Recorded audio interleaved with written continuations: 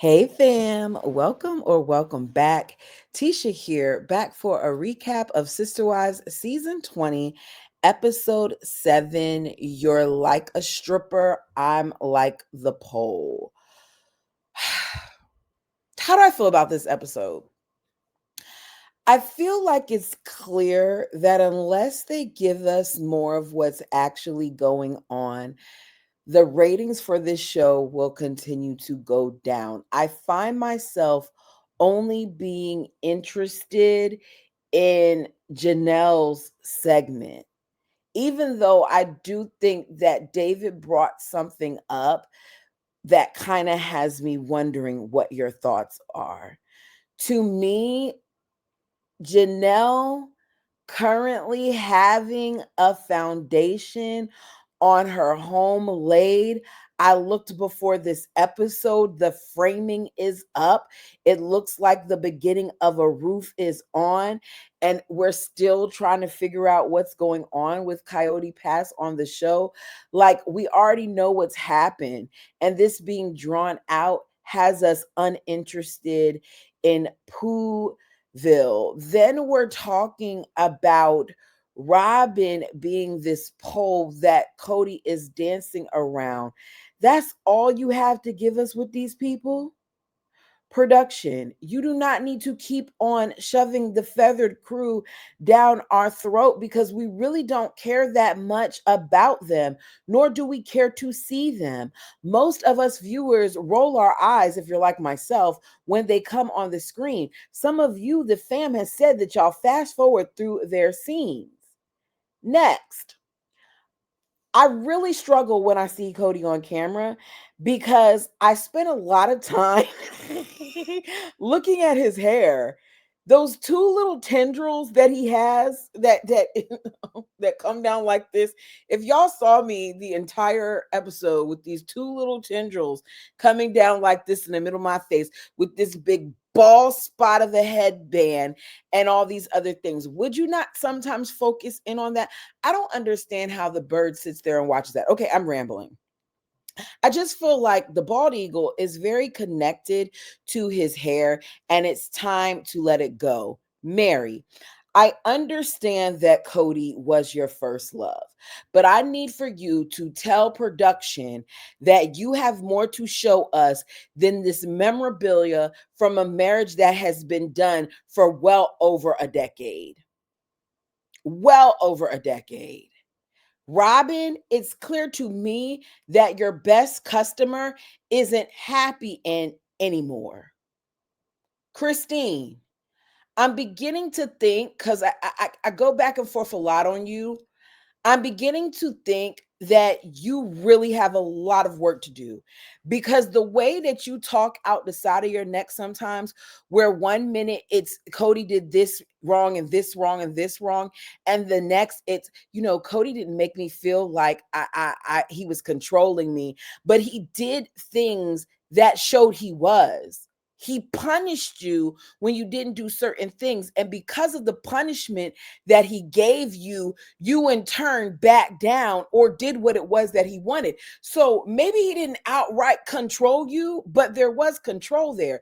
So once again, I don't know, Christine. These episodes are not helping you because you got me all in a tizzy. Anyways, do me a favor. Hit the like button. I'm sorry. I gotta chill out. Hit the like button as we jump into this episode. So we begin in Parowan with Mary and Jen. I really wish that she pulled out this box of Cody memorabilia out when the cameras weren't there, because watching her go down Cody Lane just isn't entertaining anymore. So Mary lets us know, like what she said in the book, is that when she and Cody got together, she was very shy. She says traditional polygamous culture involves that after you have your wedding, you line up in like the gymnasium Everybody shakes your hand and gives you a hug. And she just didn't want to be shaking hands and hugging all these random people that her parents may have invited to her wedding. So because she was shy, she didn't want that. And they did more of like a monogamous type of reception. So we see her looking at her old wedding dress as Jen talks about how small her waist was, and she doesn't know what she wants to do with the dress.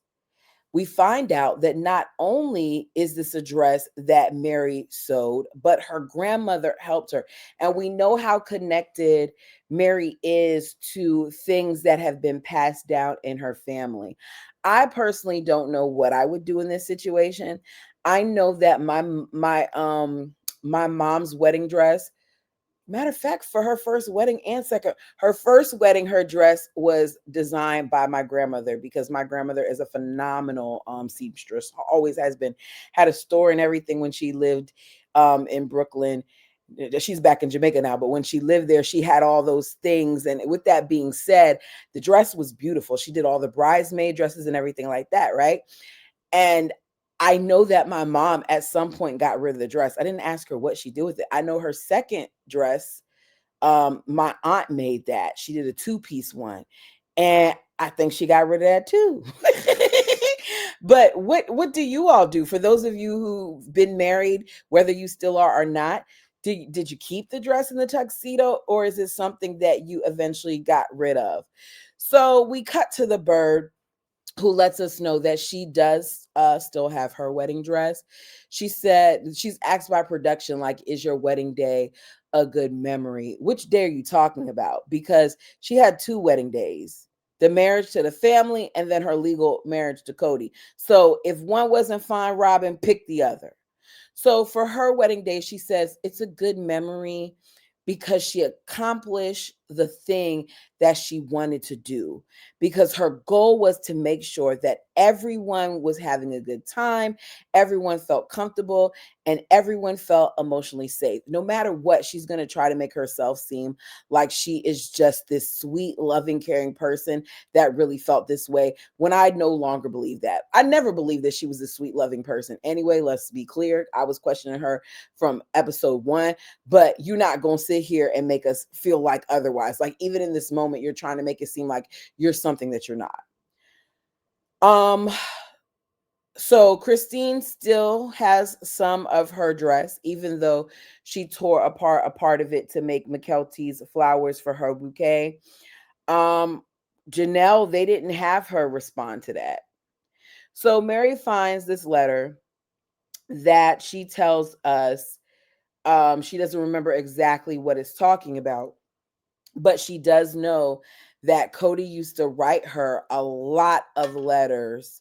She said before Janelle, then she said throughout the marriage, but it sounds like she got more when it was just her than when the other ladies came along. So Jen reads it, and it's about missing her and loving her tons and gobs. And Mary then remembers the note because she's like, yeah, he went, this was when he was out of town with so and so. So Mary says, Cody saying that he never loved her is disrespectful to her, is disrespectful to the family and every one of the ladies, even the bird. I just don't. Mary continuing to talk about how disrespectful it is for Cody to sit around and say that he didn't love her has me looking at her like, lady, he showed you through his actions that he has not loved you for years. Matter of fact, he showed you for over an entire decade. We saw it play out on film. So to act like she's still grieving this thing, I don't quite understand this aspect of it. I'm trying to be reasonable in the fact that this was Mary's first love, that for Mary, she put a lot in Cody and she really believed in this thing. But I also want Mary to move on. And for me, when it comes to Mary, I do not think that she has completely moved on. I don't even think that Christine has.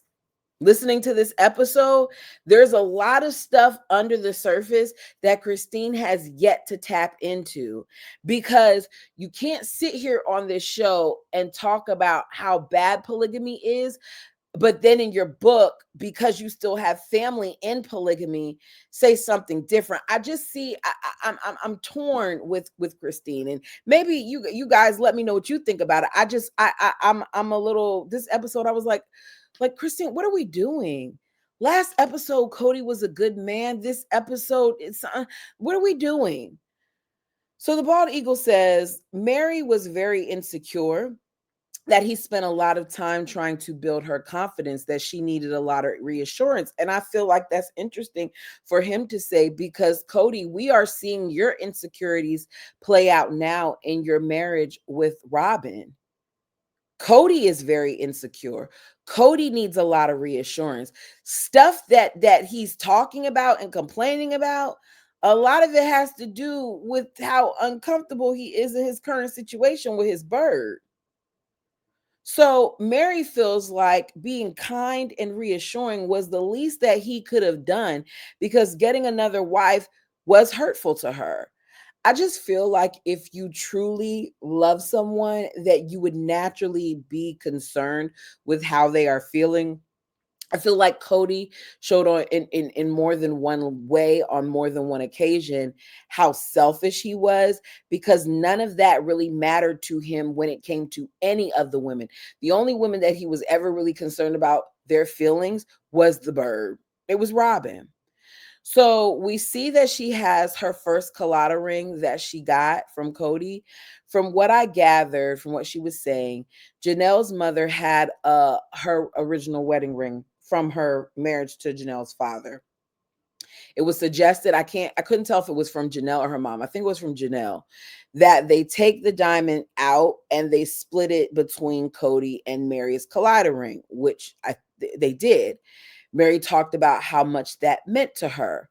We then hear about Janelle being married to her brother for a year and a half, and how they knew each other prior to her being married to Cody, and how she had a lot of emotions and Janelle made her feel special.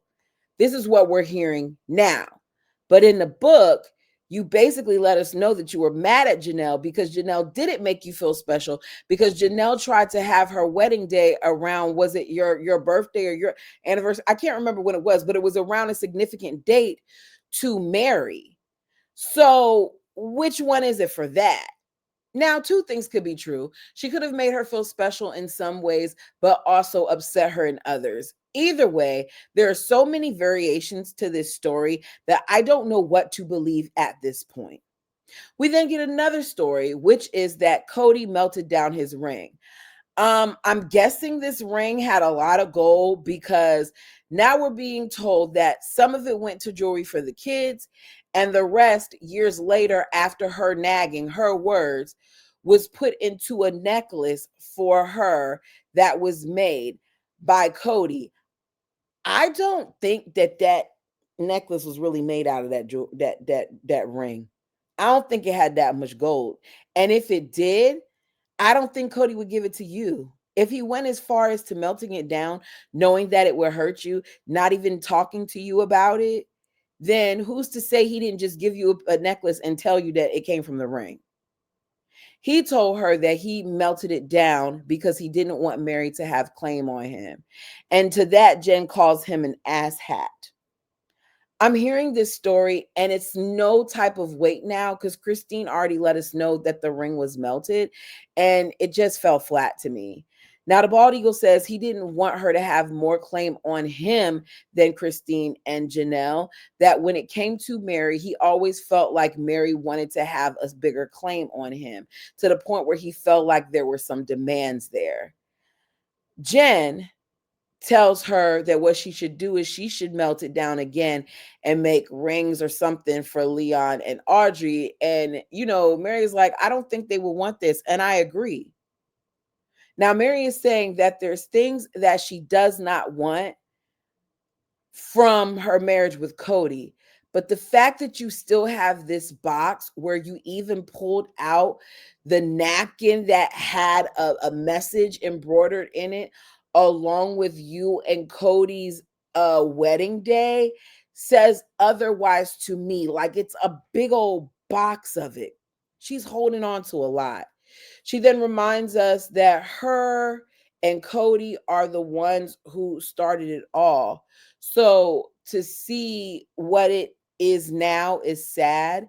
She says that it is an interesting idea from their culture that suffering is going to make you better. She doesn't think that you need to endure the pain and the struggles and the challenges. You should be able to work through them or push through them. That I did agree with. So that's all I got from Mary. Christine and David. Apparently, Christine and David got into it because David feels like, because he has a lot of conversations with Peyton, and David feels like whenever he talks to Peyton about certain things, rather than Peyton responding from a place of like the heart, he gives him a movie quote. So basically, Christine is saying that David feels like there's a lack of authenticity there. He doesn't feel like it's a real emotion.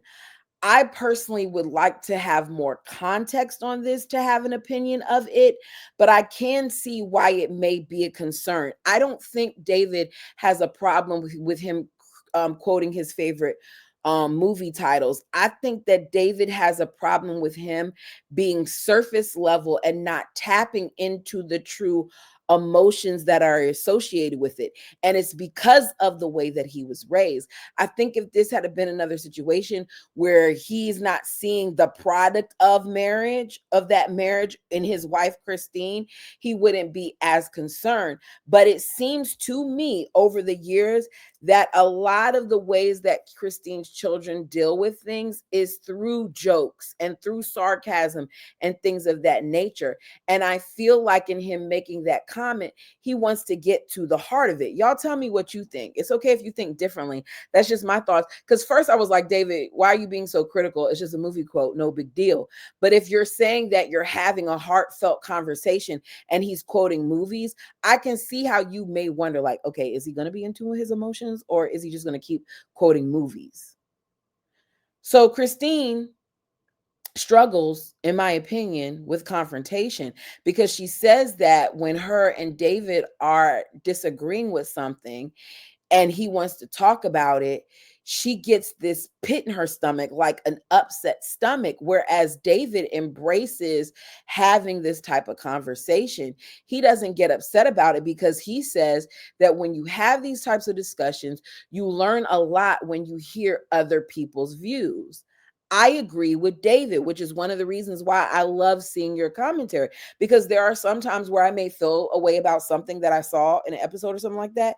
And y'all be like, okay, you saw it this way, Tisha, but this is the way that I saw it. And there are times where you make me rethink, oh, yeah, you know what? You're right. I can see it from that perspective. So I get what David is saying, and he enjoys, sometimes the discord that may come, with certain conversations. Like everybody's not going to feel the same exact way about the same thing. It just shows that there's a bigger issue here, which is that Christine still hasn't dealt with a lot of the things from her past. She went into this new relationship, in my opinion, not completely healed. So for Christine, she says books and movies are what bonded her and her family. She even talks about Twilight, and David's like, okay, that's great, but that's not real.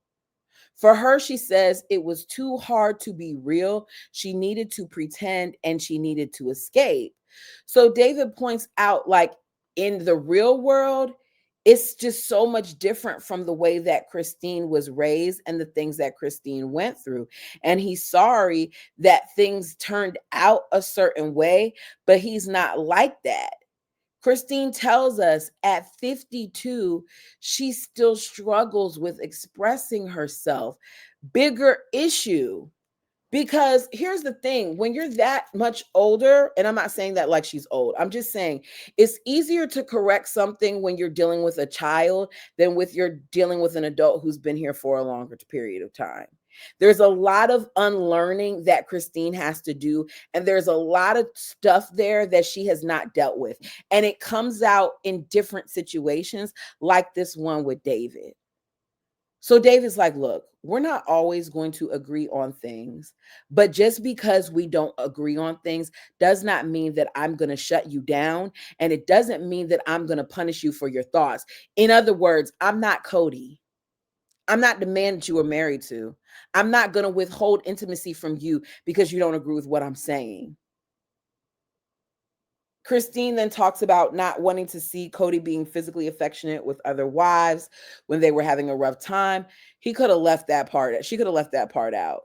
David says that one of the things that he's noticed, because he does know a lot of polygamists, is that polygamy creates a lot of jealousy and it creates a lot of control. And he said the biggest culprit of it all is the men. He has polygamous friends and associates who have said that they love when their women are competing for their love. He said a lot of these guys have egos. They like the fighting and they punish the women by controlling them. What they'll do is, if they have an issue with one, they'll jump from that person and go to the next wife if the one that they're with isn't doing what they want. We saw this. Cody admitted to it years later when he was talking to Nathan, Mary's brother-in-law, that this is what he does. Now, Janelle feels like there are issues in both polygamy and monogamy, and that you shouldn't put like generalizations to to either one, especially polygamy, based on one experience. But she does feel like the secrecy and the lack of the empowerment for women have allowed things like that to flourish, where the women are bound, which is part of the reason why they went public. We have read a lot of books on this channel. We start the newest one on Monday, by the way. Y'all picked, and it's Elisa Walls, who is also Rebecca's sister. We just finished reading her book. Anyways, check it out if you can. Shameless plug. One of the things that I feel like is a common thread in a lot of the books we read is that this is the behavior of a lot of these men. That a lot of these men do put certain marriages above others, and they punish certain wives if they don't conform the way that they want them to, or if they don't say yes immediately to them picking up another wife, and so on and so forth. I feel like, fourth, out of all the books that we've read, I think the only one where we did not see a wife being punished for something that she did was with Love Times Three with Joe Darger. And I know people have mixed feelings about him and that family. However, in their book, that's not something that we heard about. So Christine says that they teach you that suffering makes it better, that you endure to the end, because if you endure to the end, then you get to this celestial kingdom. Mary is like, look, I was jealous. I did not handle myself in the best ways. I had a lot of things about me that were wrong. Like I wasn't even right when it came to having a baby, which goes back to the suffering piece. I cannot begin to imagine the way Mary, who was taught that her job as a wife was to create more children for her husband's kingdom, felt, and how much she beat herself up because she did not do it, because her body was incapable of allowing her to do it. There's a lot of dynamics there. So David talks about how, his oldest sister is severely damaged from her polygamous marriage, because he has two sisters that were married into polygamy. The way it sounds, I think that they're both done, but I'm not sure. But he says that his oldest sister was basically told by her husband. I think he said he remembers wanting to fight the husband at the time, and he was like 16. But his older sister was told, if you don't obey me, then you're going to hell. And for David, that's not God. That doesn't sound like anything God would want. And I agree. This is when Christine says, I didn't feel like I was being controlled by Cody. I just want Christine to like pick a side. So she talks about her deciding not to wear garments anymore, and how when she brought it up to Cody, Cody didn't have a problem with it.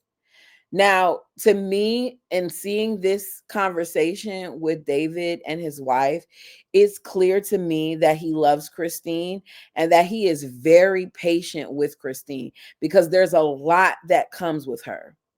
So let's jump to the Feather Crew. So we're in Flagstaff. The Feathers are having dinner for two.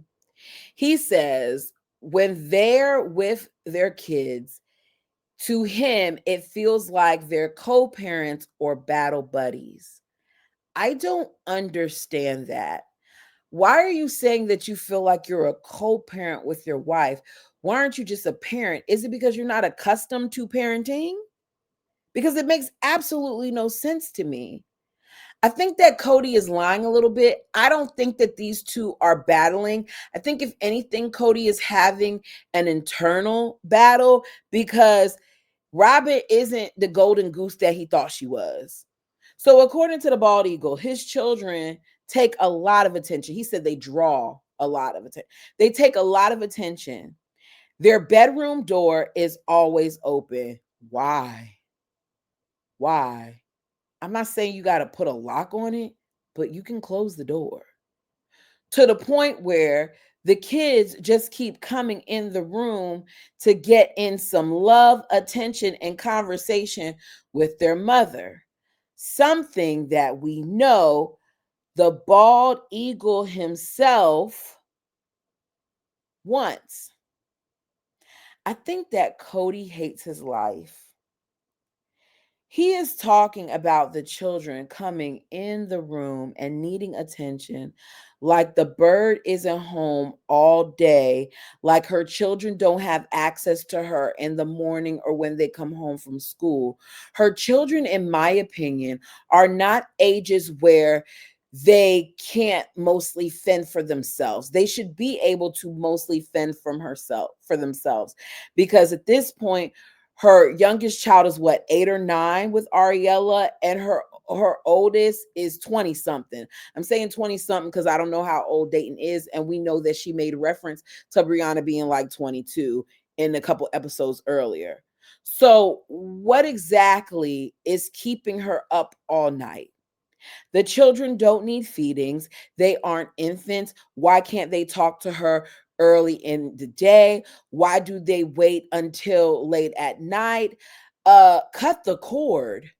This is not normal. It's not normal to me, at least.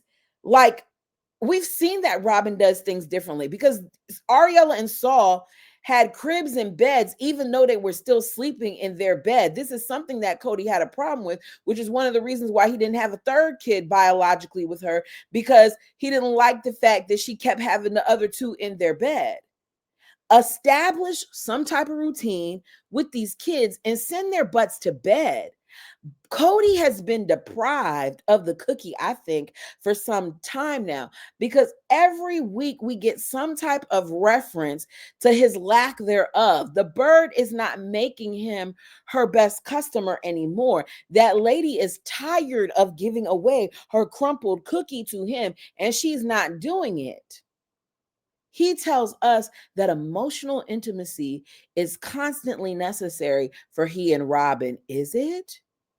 Because I don't think the bird cares whether or not she gets it from you. What the bird cares about is making sure that her nest is full of her little chicks, and that, you putting money in the bank so she can buy her dollies and whatever else she wants to get. So the bird's like, I'm trying to wrap my mind around the fact that, my children are old enough to have their own lives. It's just weird. It's just weird because, I don't feel like I'm old, but I have older kids. Then we go from that to the subject of dancing. I don't even know how we get to the subject of dancing and how Cody is all over the place when he's dancing, and the bird finds his dancing embarrassing. And she says that a lot of times it's just like he's dancing by himself, because he is. That moment in time where he gets to attend a wedding or a party and dance is the best moment for Cody. It's his 3 minutes or 5 minutes, however long the song is, to get the most attention possible, even if that means that he's flailing himself around like somebody who's struggling in some type of way. So Cody says he wants to dance. He wants the vertical expression of a horizontal wish, which goes right back to, once again, him wanting to get in bed. His words, not mine. That vertical expression of a horizontal wish, all him. So they have nothing else to show us. So they're going to take dance lessons, where the bird won't be his accessory, but his partner. So we go to this thing, this bar, whatever, where they're going to dance. And we get an example of how Cody is so out in the open and his bird just isn't comfortable with it, because he forces her to tell the instructor about how she's the pole that Cody dances around like he's the stripper. We get a bunch of clips of Cody's awful dancing, and then we see them practice. And Cody needs the routine to be taught to him over and over again because he's not picking up the steps. He tells us that his bird moves with grace and he is aggressive, so it's not giving balance to their dance. Only time will tell how this is going to go for them. We got to see how this goes. End scene. So let's talk with the final people. The scene that I enjoyed the most, which was in North Carolina. So Janelle tells us that not only is she happy that Peyton and Savannah are around, but this week her son Gabe is in town too. So we find out that Peyton has a girlfriend by the name of Eva. I think he met her out there. And that Gabe has a girlfriend by the name of Bree. Both ladies, we're told, are wonderful. So wonderful that Gabe plans on moving to Chicago in 9 months to be with Bree. I don't know whether or not that's still a thing. I should have checked to see. If y'all know, put it down below. Christine thinks that it's a great idea for the boys to be dating the way that they are, and for Gabe to want to explore things with his girlfriend more. She says she used to be pious about that sort of thing, like moving in before marriage and stuff, but she's not that way anymore. We find out that Maddie is like 3 weeks away from her due date and that she tends to deliver around that time. Cody doesn't even know that she's pregnant. They have not spoken in 2 to 3 years. So all this crap of the clips that I've seen, because I still haven't watched the complete show, of him on special forces, where he is fake crying as the sergeants are calling him out about the things that they've seen in regards to him and his kids.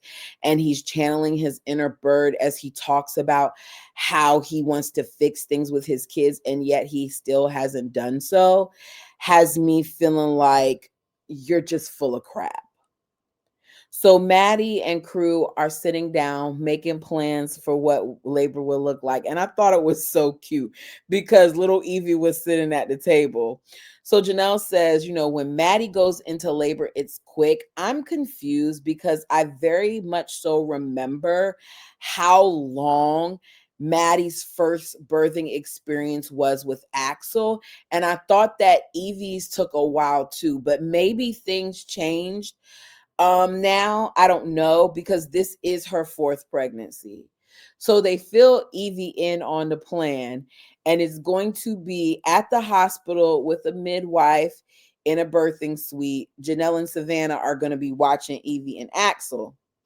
It's so cute to see because Evie has like this little notepad in her pen, and it looks like she's taking notes, even though she's not. But I just thought it was so cute, and she's so beautiful. One thing about it is Caleb and Maddie have a beautiful little family, and I wish them the best, especially with his stuff going on with his kidneys and thing. I wish them the best. So this is going to be baby number 4. At this point, Axel is over all the girls. He was excited about the baby until he found out it was a girl. He wanted it to be a boy. Caleb tells him to look at it like, we just got all these girls that we get to protect. It's a new day. Maddie's to-go bag is packed, and she wants to go on a walk to push things along. Janelle can tell that her daughter's uncomfortable because the baby is shifting position. And that's the end of it. Looks like next week we're going to be back on Pooville at Coyote Path, and we'll see what happens with that. If there's something that I did not mention that you want to talk about, feel free to put it down below. What do you guys think about this episode? I feel like there were some parts that are a little bit better. I think that Christine still has a lot of work to do, and I hope she gets some help. I do, because I know some of you all feel like some of the reasons why she's approaching things the way that she is because of, court saying that she can't speak ill of Cody, but you don't have to lie either. Anyways, tell me your thoughts down below. Like the video as it helps the channel. Subscribe if you haven't done so already. And if you got a hype left in you, hype me up. Until next time, peace.